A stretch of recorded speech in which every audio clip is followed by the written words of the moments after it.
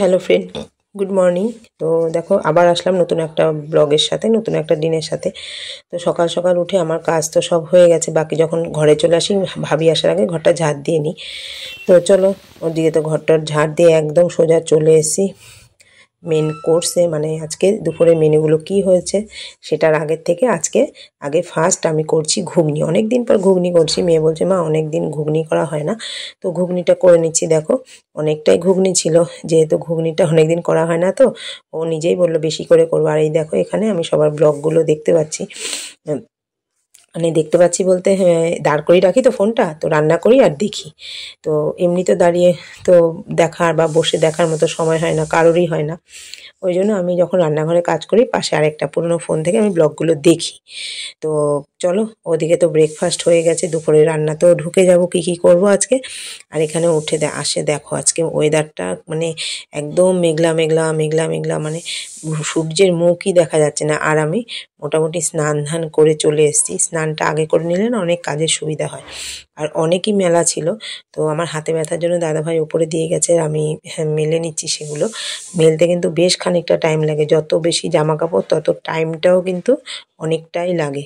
তো চারিদিকে শুধু ধোয়া ধোয়া, মানে কুয়াশা, ধোয়া আর কি বলবো, কুয়াশার মতো এমন কুয়াশাটা এমন করে আছে না, মানে চারিদিকে ধোয়া। এখনো মাথা ফাথা আশ্রয়নি, মাথা ঘষেছি, পুজো দেবো, তারপর বাকি রান্নাটা করবো।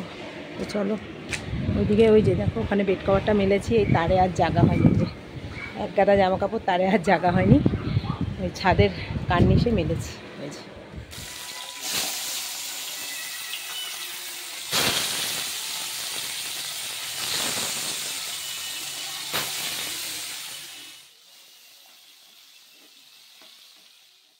তো চলে এসেছি একদম দুপুরে রান্না বান্নায়।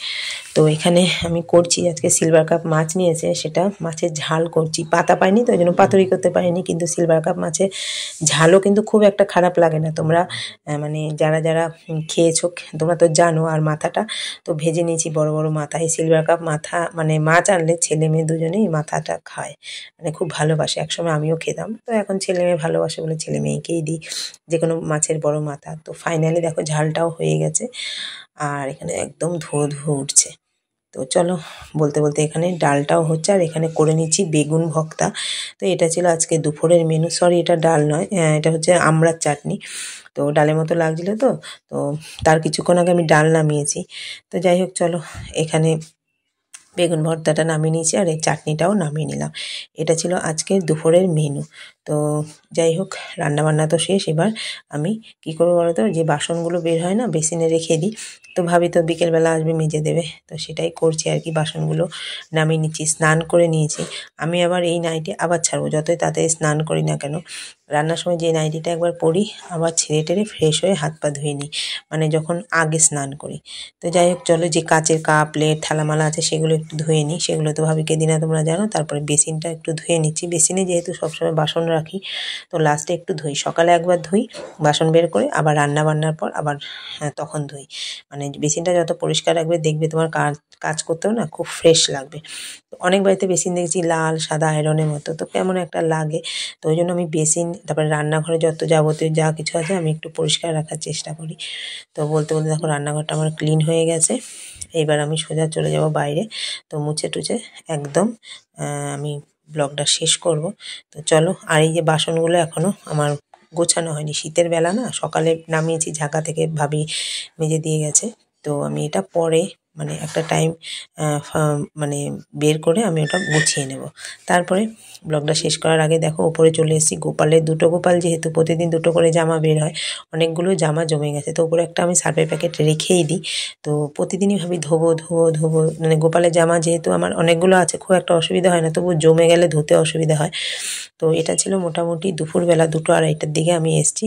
মানে ছাদটা দেখো কেমন খা খা করছে, একটু রোদও উঠেছিল, ওই জন্য আজকে গোপালের জামাগুলো ধুয়ে দিয়েছি। যেগুলো একটু ভারী ভারী না, পাঁচিলে দিয়ে জলটা ঝরে যায়, যেমন ভেলভেট টাইপের জামা, একটু ভারী জাতীয় জামাগুলো পাঁচিলে মেলে আমি একটা কিছু চাপা দিয়ে দিই, নয় আবার হাওয়াতে উড়ে ওই দিকে চলে যাবে। আর যেগুলো হালকা সেগুলো চিমটি দিয়ে দিই। তো যাই হোক চলো, এদিকের কাজ তো শেষ। ওখান থেকে গোপালের জামা ধুয়ে এসে সোজা চলে এসেছি নিচে। আজকে আমি মানে এই যে ঠাকুর ঘরটা দেখছো না, আর এত কালো ডোমা পিঁপড়ে, আমি এত যে মানে পরিষ্কার রাখার চেষ্টা করি, পিঁপড়েকে আর তাড়াতে পারি না। তো যাই হোক চলো, অনেকদিন ঠাকুরঘর সেভাবে পরিষ্কার করা হয় না, মানে তাড়াহুড়োর টাইমে প্রতিদিন পুজো টুজো দিয়ে মোছা তো হয়, কিন্তু এদিক ওদিক জিনিসপত্র থাকে না, প্রতিদিন সরিয়ে মোছা হয় না। তো আমি ভাবলাম না, আজকে ঠাকুরঘরটাও পরিষ্কার করে নিই। ঠাকুরের জামা কাপড়গুলো ধুয়ে নিয়েছি, তো সঙ্গে ঠাকুরঘরটাও পরিষ্কার হয়ে গেছে। সব কিছু পরিষ্কার পরিচ্ছন্ন থাকলে দেখবা মনও ভালো লাগে, ফ্রেশও লাগে। তো চলো ধুলোগুলো, ঠাকুরঘর তো ঝাঁটা দিয়ে ঝাড় দেওয়া যায় না, ওই জন্য ন্যাকড়া দিয়ে ধুলোগুলো আগে ঝাড় দিয়ে নিয়েছি, তারপরে ভেজা একটা যে ঠাকুর ঘরের ন্যাকড়া সেটা দিয়ে মুছে নিয়েছি।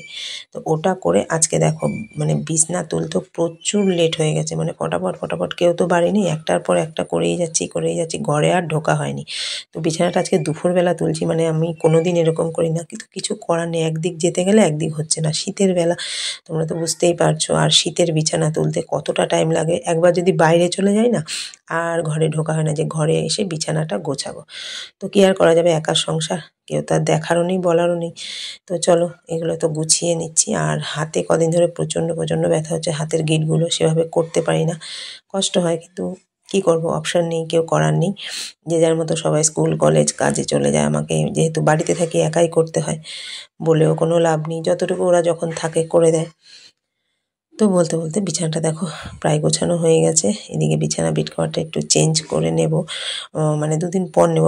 ভাবছিলাম কাজ করতে করতে যে চেঞ্জ করব, তারপর দেখলাম না, হাতের ব্যথাটাও প্রচণ্ড, আজকে আর করবো না, 2 দিন পর করব। তো একদম বিছানা দেখো ঝেড়ে নিচ্ছি। যতই বিছানা আমি বেড কভার এদিক ওদিক করি না কেন, আমাকে ঝাড়তেই হবে। ওরা গুটিয়ে নেয়, তারপরে ধরো একটা শোয়, তো একটা ধুলোবালির ব্যাপার আছে, ওই জন্য বিছানাটা যদি ঝেড়ে দিই একটু ফ্রেশ লাগে, এই আর কি। এই দেখো একদম বিছানা ঝাড়া কমপ্লিট, আমার ব্লগটাও শেষ, টাটা।